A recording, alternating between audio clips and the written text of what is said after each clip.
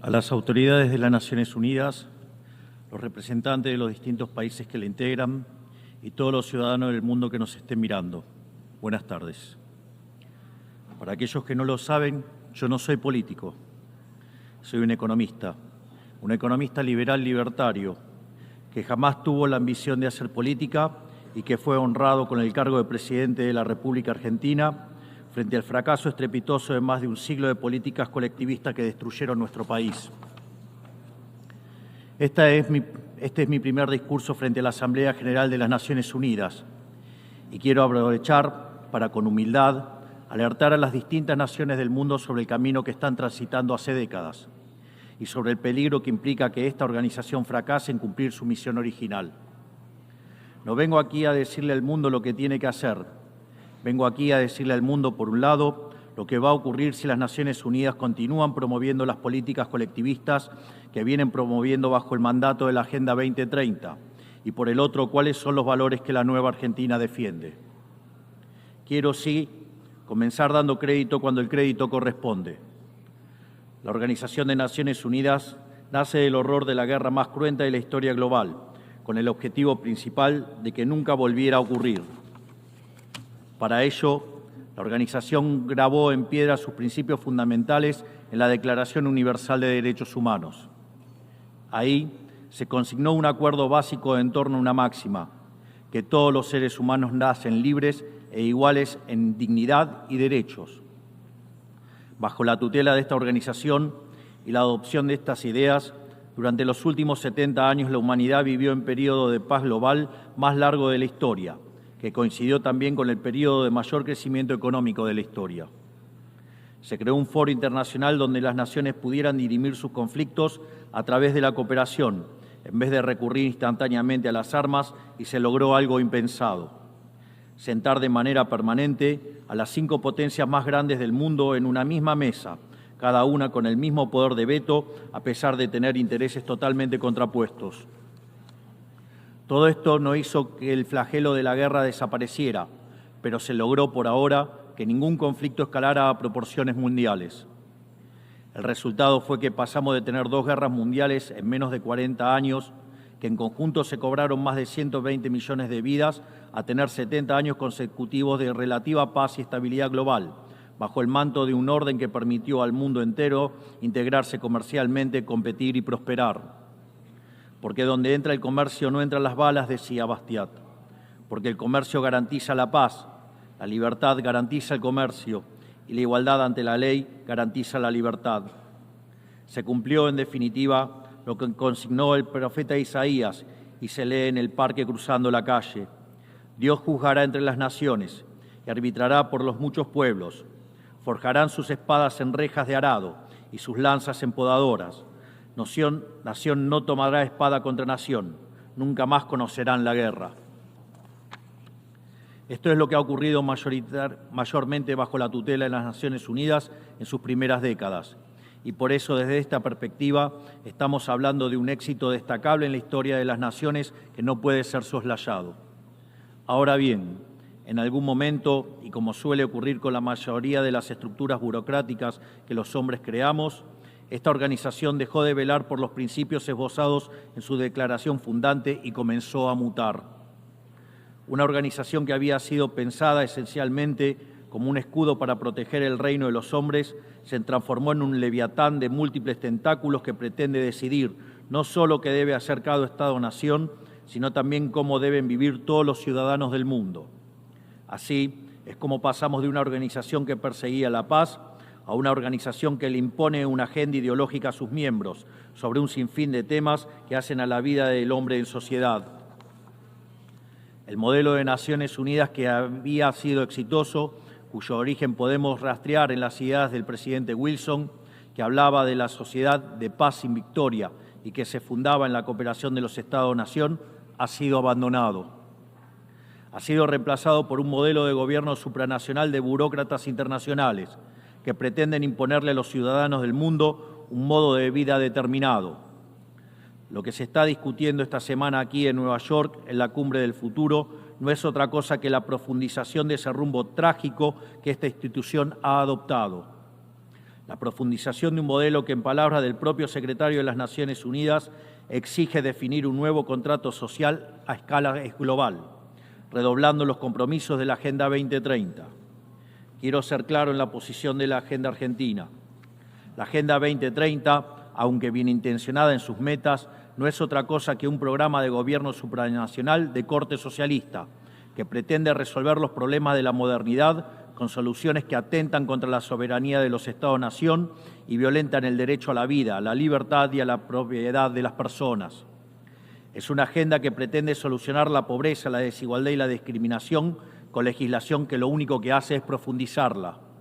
Porque la historia del mundo demuestra que la única manera de garantizar la prosperidad es limitando el poder del monarca, garantizando la igualdad ante la ley y defendiendo el derecho a la vida, a la libertad y a la propiedad de los individuos. Ha sido precisamente la adopción de esa agenda que obedece a intereses privilegiados y el abandono de los principios esbozados en la Declaración Universal de Derechos Humanos de las Naciones Unidas lo que tergiversó el rol de esta institución y la puso en una senda equivocada. Así, hemos visto cómo una organización que nació para defender los derechos del hombre ha sido una de las principales propulsoras de la violación sistemática de la libertad, como por ejemplo con las cuarentenas a nivel global durante el año 2020 y que debería ser considerado un delito de lesa humanidad. En esta misma casa, que dice defender los derechos humanos, han permitido el ingreso al Consejo de Derechos Humanos a dictaduras sangrientas como la de Cuba y Venezuela sin el más mínimo reproche. En esta misma casa, que dice defender los derechos de las mujeres, permite el ingreso al Comité para la Eliminación de la Discriminación contra la Mujer a países que castigan a sus mujeres por mostrar la piel. En esta misma casa, sistemáticamente, se ha votado en contra del Estado de Israel, que es el único país de Medio Oriente que defiende la democracia liberal, mientras se ha demostrado en simultáneo una incapacidad total de responder al flagelo del terrorismo. En el plano económico, se han promovido políticas colectivistas que atentan contra el crecimiento económico, violentan los derechos de propiedad y entorpecen el proceso económico natural, llegando a impedirle a los países más postergados del mundo gozar libremente de sus propios recursos para salir adelante. Regulaciones y prohibiciones impulsadas precisamente por los países que se desarrollaron gracias a hacer lo mismo que hoy condenan. Se ha promovido además una relación tóxica entre las políticas de gobernanza global y los organismos de crédito internacional, exigiéndole a los países más relegados que comprometan recursos que no tienen en programas que no necesitan, convirtiéndolo en deudores perpetuos para promover la agenda de las élites globales. Tampoco ha ayudado el tutelaje del Foro Económico Mundial, donde se promueven políticas ridículas con anteojeras maltusianas, como las políticas de emisión cero, que dañan sobre todo a los países pobres, a las políticas vinculadas a los derechos sexuales y reproductivos, cuando la tasa de natalidad de los países occidentales se está desplomando, anunciando un futuro sombrío para todos. Tampoco la organización ha cumplido satisfactoriamente su misión de defender la soberanía territorial de sus integrantes, como sabemos los argentinos de primera mano en la relación con las Islas Malvinas. Y llegamos incluso a una situación en la que el Consejo de Seguridad, que es el órgano más importante de esta casa, se ha desnaturalizado, porque el veto de sus integrantes permanentes se empezó a utilizar en defensa de los intereses particulares de algunos. Así estamos hoy, con una organización impotente en brindar soluciones a los verdaderos conflictos globales, como ha sido la aberración y aberrante invasión rusa a Ucrania, que ya le ha costado la vida a más de 300.000 personas, dejando un tendal de más de 1 millón de heridos en el proceso. Una organización que en vez de enfrentar estos conflictos invierte tiempo y esfuerzo en imponerle a los países pobres qué, cómo y deben producir, con quién vincularse, qué deben comer y en qué creer, como pretende dictar el presente pacto del futuro. Toda esta larga lista de errores y contradicciones no ha sido gratuita, sino que ha redundado en la pérdida de credibilidad de las Naciones Unidas ante los ciudadanos del mundo libre y en la desnaturalización de sus funciones. Por eso, quiero hacer una advertencia. Estamos ante un fin de ciclo. El colectivismo y el postureo moral de la agenda woke se han chocado con la realidad y ya no tienen soluciones creíbles para ofrecer a los problemas reales del mundo. De hecho, nunca las tuvieron. Si la Agenda 2030 fracasó, como reconocen sus propios promotores, La respuesta debería ser preguntarnos si no fue un programa mal concebido de inicio, aceptar esa realidad y cambiar el rumbo. No se puede pretender persistir en el error redoblando la apuesta de una agenda que ha fracasado. Siempre ocurre lo mismo con las ideas que vienen de la izquierda.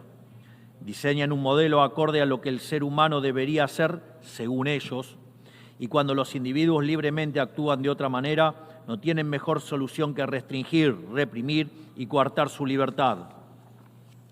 Nosotros en Argentina ya hemos visto con nuestros propios ojos lo que hay al final de este camino de envidia y pasiones tristes. Pobreza, embrutecimiento, anarquía y una ausencia fatal de libertad. Todavía estamos a tiempo de apartarnos de ese rumbo. Quiero ser claro con algo para que no haya malas interpretaciones. La Argentina, que está viviendo un proceso profundo de cambio en la actualidad, ha decidido abrazar las ideas de la libertad. Esas ideas que dicen que todos los ciudadanos nacemos libres e iguales ante la ley, que tenemos derechos inalienables otorgados por el Creador, entre los que se encuentran el derecho a la vida, a la libertad y a la propiedad. Esos principios que ordenan el proceso de cambio que estamos llevando adelante en la Argentina son también los principios que guardarán nuestra conducta internacional a partir de ahora. Creemos en la defensa de la vida de todos. Creemos en la defensa de la propiedad de todos. Creemos en la libertad de expresión para todos. Creemos en la libertad de culto para todos. Creemos en la libertad de comercio para todos. Y creemos en los gobiernos limitados, todos ellos. Y como en estos tiempos lo que sucede en un país impacta rápidamente en otros, creemos que todos los pueblos deben vivir libres de la tiranía y la opresión, ya sea que tome forma de opresión política, de esclavitud económica o de fanatismo religioso. Esa idea fundamental no debe quedarse en meras palabras, tiene que ser apoyada en los hechos, diplomáticamente, económicamente y materialmente, a través de la fuerza conjunta de todos los países que defendemos la libertad. Esta doctrina de la nueva Argentina no es más ni menos que la verdadera esencia de la Organización de las Naciones Unidas, es decir, la cooperación de Naciones Unidas en defensa de la libertad. Si las Naciones Unidas deciden retomar los principios que le dieron vida y volver a adaptar el rol para la que fue concebida, cuente con el apoyo inclaudicable de la Argentina en la lucha por la libertad. Sepa también que la Argentina no acompañará ninguna política que implique la restricción de las libertades individuales, del comercio ni la violación de los derechos naturales de los individuos. No importa quién la promueva ni cuánto consenso tenga esa institución. Por esta razón, queremos expresar oficialmente nuestro disenso sobre el Pacto del Futuro firmado el día domingo e invitamos a todas las naciones del mundo libre a que nos acompañen, no solo en el disenso de este pacto, sino en la creación de una nueva agenda para esta noble institución, la agenda de la libertad. A partir de este día, sepan que la República Argentina va a abandonar la posición de neutralidad histórica que nos caracterizó y va a estar a la vanguardia de la lucha en defensa de la libertad. Porque, como decía Thomas Paine, aquellos que desean cosechar las bendiciones de la libertad deben como hombres soportar la fatiga de defenderla.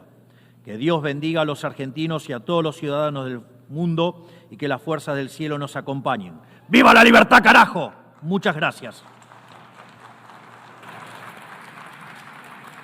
On behalf of the Assembly, I wish to thank the President of the Argentine Republic.